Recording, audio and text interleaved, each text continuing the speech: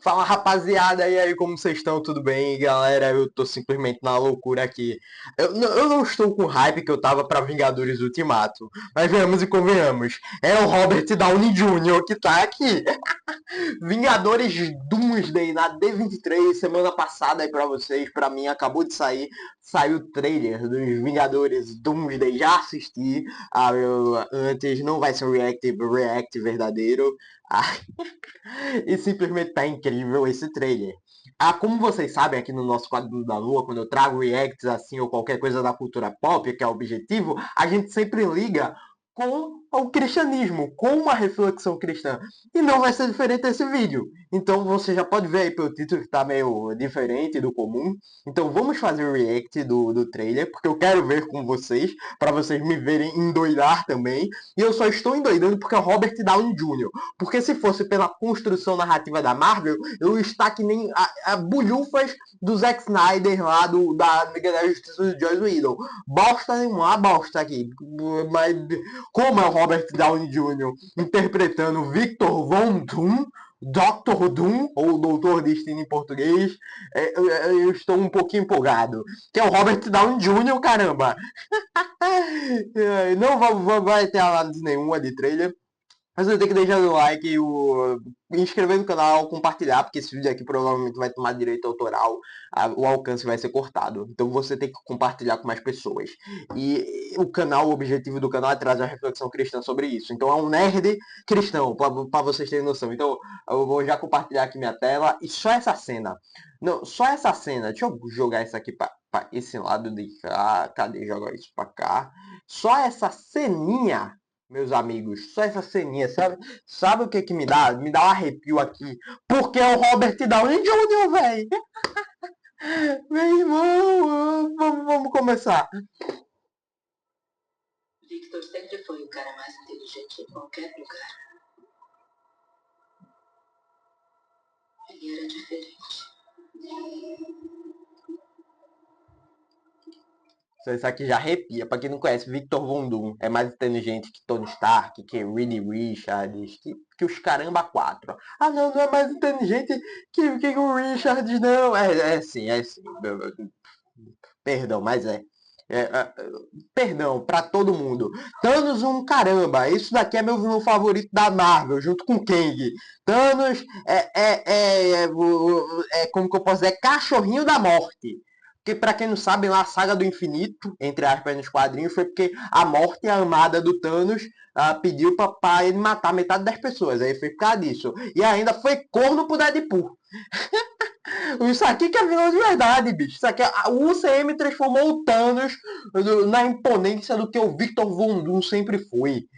O Victor Von Doom arrancou a couraça, o esqueleto do Thanos, pra vocês terem noção. Ele era gentil, ele era carinhoso.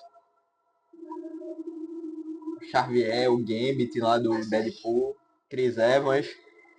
Tudo que ele amava foi tirado dele. Eu sabia que ele estava perdido. Mas eu não. O Thor com desespero. É essa a minha equipe, é? É essa a minha equipe? Meu Deus do céu, tamo morto. O Thor com desespero. É o Robert Downey Jr., galera. Vocês estão ficando doidos? Vamos nos entregar logo?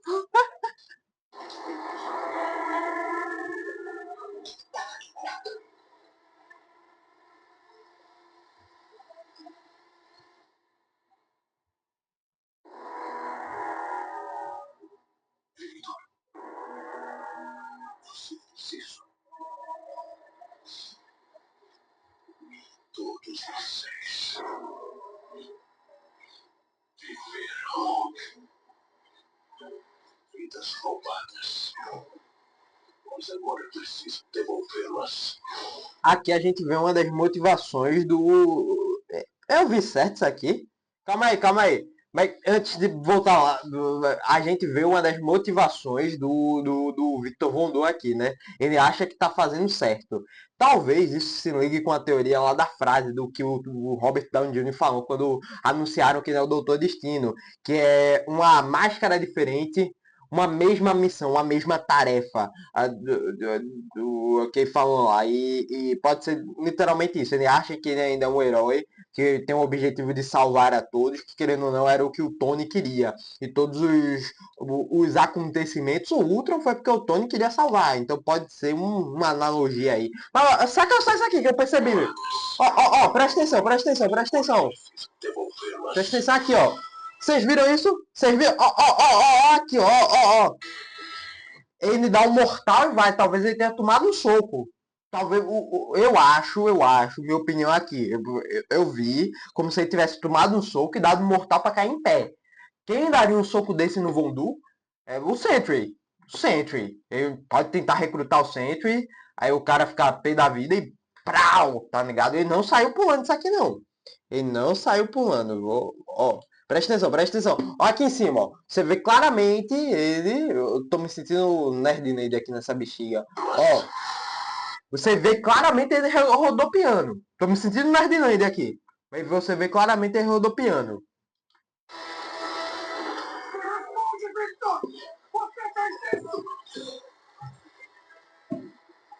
Eu juro que você vai implorar pelo inferno antes que eu te mande pra lá.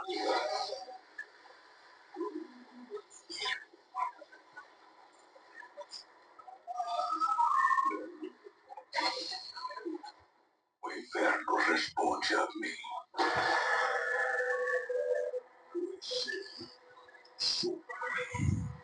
Destino. A dublagem tira um peso da bexiga. Mas isso aqui no inglês. Isso aqui no inglês. Porque Doom é Doomsday. É como se fosse Apocalipse. Deve ter sido The Hell will of me. I am Doom. Tira muito peso a dublagem, pô. Na moral mesmo. Pode assistir já hoje? Pode assistir, Marvel? Me chame para assistir?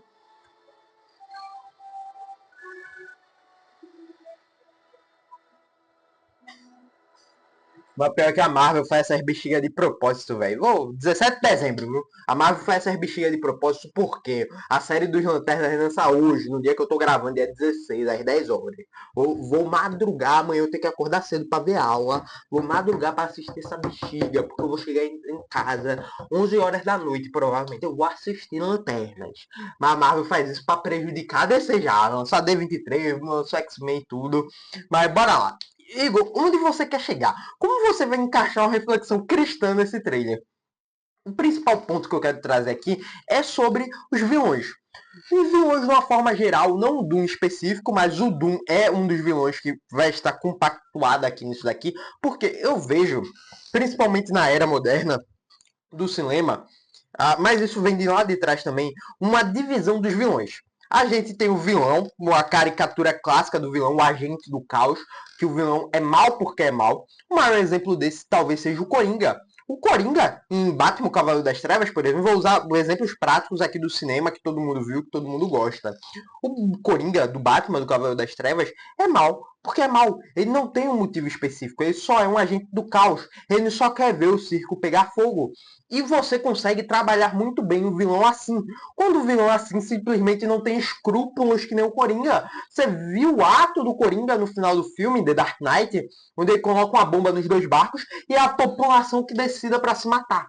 Um vilão desse, que é mal por mal, para funcionar, precisa literalmente ser completamente um agente do caos. Um doido, fazer as coisas pegar fogo, não ter lógica. Porque se você escrever ruim, pegando um outro exemplo mais fácil, vai sair o Largato do espetacular Homem-Aranha do Andrew Garfield, que é um vilão ruim, porque é um vilão que só é mal porque ele é mal. Ele só quer transformar os outros, porque os outros têm a motivação lá do braço, mas ele literalmente só virou mal porque ele é mal.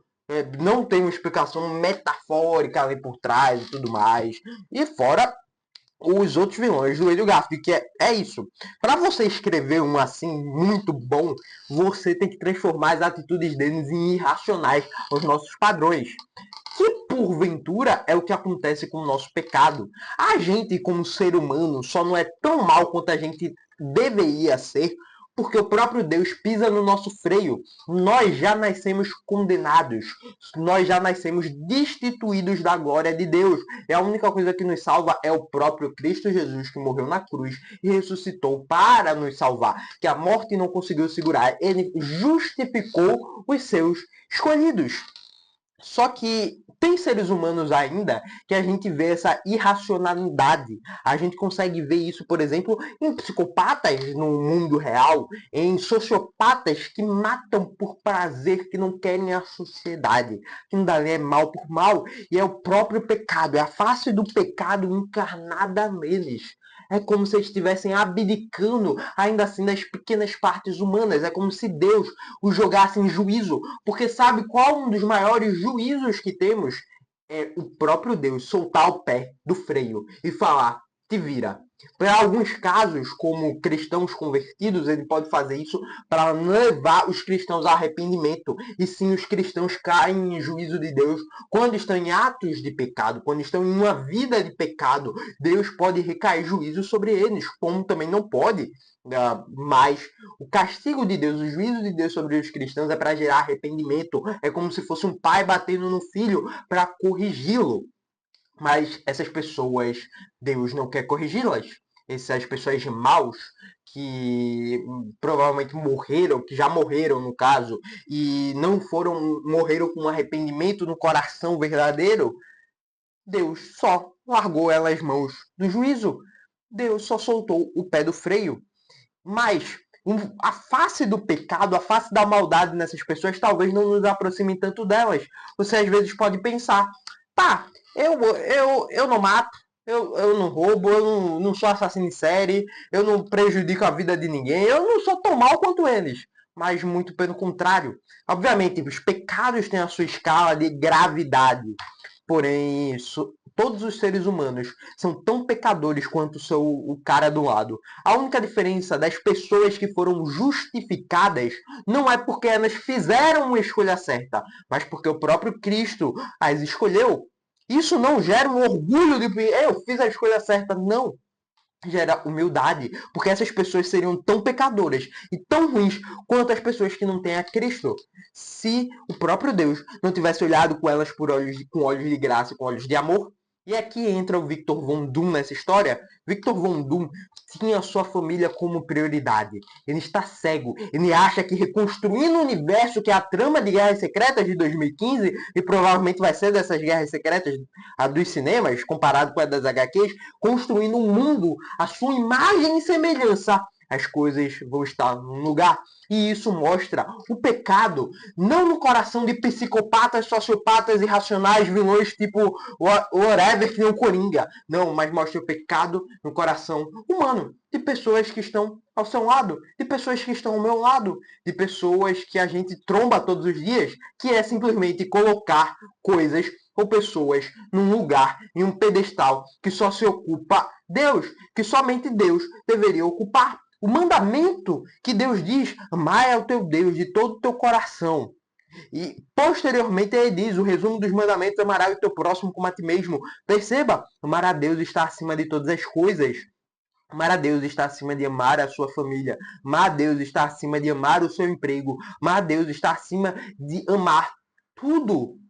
Um livro que eu queria recomendar até para vocês lerem, é um livro que eu estou recomendando muito esses dias. Eu vou estar deixando ele aqui na descrição com o meu link de afiliado, caso você queira me ajudar financeiramente. Você comprando aqui, o preço não muda para você, continua o mesmo, mas uma parte do valor vem para mim.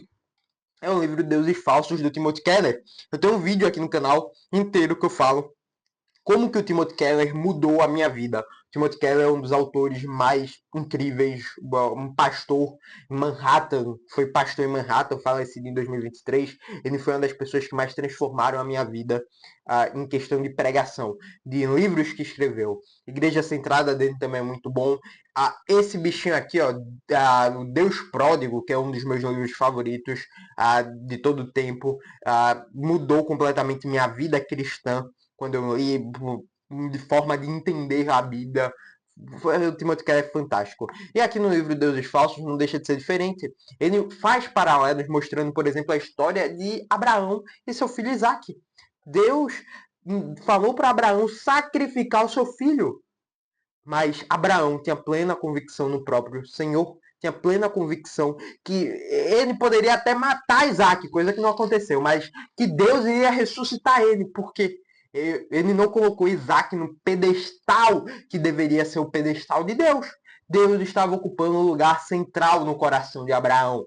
Isaac, seu filho, era importante, ele tinha um amor de pai e filho, aquele que iria gerar sua descendência, aquele que era o seu filho na velhice. E Abraão sabia disso, dessa importância, mas ele tinha maior amor pelo próprio Deus. Victor Von Doom colocou amor à sua família, colocou a sua imagem, colocou o seu poder em um pedestal que só pertence a Deus. E isso ele acha que tem o direito de reescrever a própria história, que ele tem a liberdade de cometer cada vez mais pecados. Isso acontece com nós. Isso acontece muitas vezes de, não, eu vou só fazer isso daqui porque eu mereço. Vou só ficar bêbado aqui porque eu mereço, porque eu fico boa, vou ficar aqui na viagem porque é boa.